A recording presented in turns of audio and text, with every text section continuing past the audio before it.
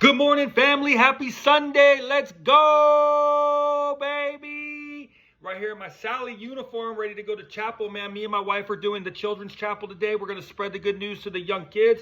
We're going to talk about the birth of Jesus. But today's little lesson I want to talk about is there's a saying in the Bible that I was once blind and now I see. Apostle Paul was on the road to Damascus and he had a bright light shine and he fell off his horse and he went blind, right?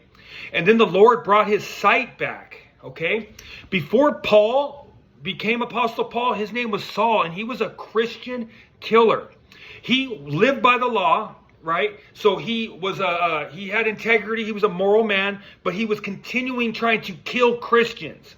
So he was an enemy and he was blind. He didn't know the gifts of the Lord, you know, the hope and the joy and the things that he would write about in the New Testament when he was locked up in Rome.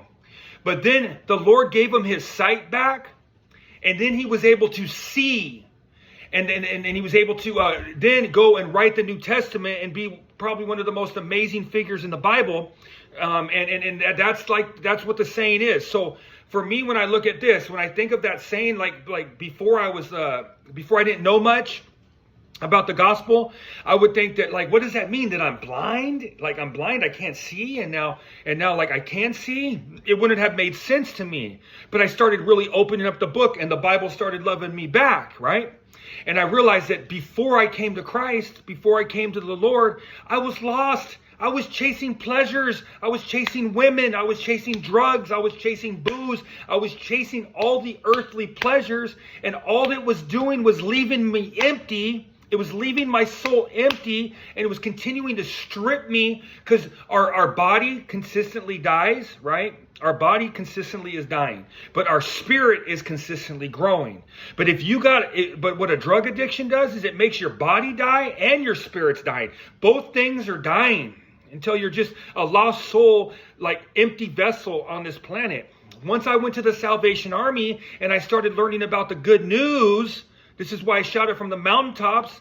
I started realizing, like, this is the way to live life.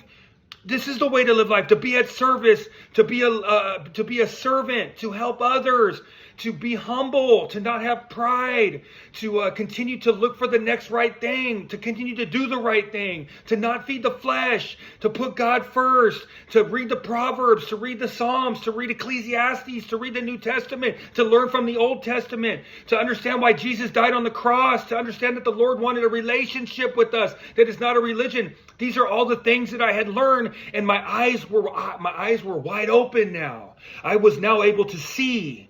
And this is why I'm able to have the energy every day, because I'm not around soul suckers or vampire suckers. I'm around people that lift me up. And I follow a God that's continuing to lift me up and make life make sense, to where before Christ, I was always future tripping, worried about the future. I was always ashamed of what I had done in my past. I was putting off my good side to do bad things. The wrong was feeling right. It was burying me. This is when I was blind.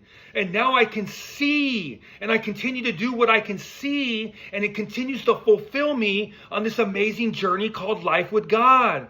And I'm so thankful for that. I just wanted to throw that out there because there's a saying in the Bible that you hear all the time. I was once blind and now I can see. I wanted to explain to you what I believe in my life, what that means. Before Christ, I was blind, chasing all the wrong things, heading in the wrong direction, not being able to see anything good. And now I put God first every single morning, and He's continued to have me feel good from the spirit side. And I'm able to, even though my body and my flesh might be dying, I know that my spirit is growing. And I'm so thankful for that, guys. Hey, let's have a great day. I hope we got something out of that little lesson, man.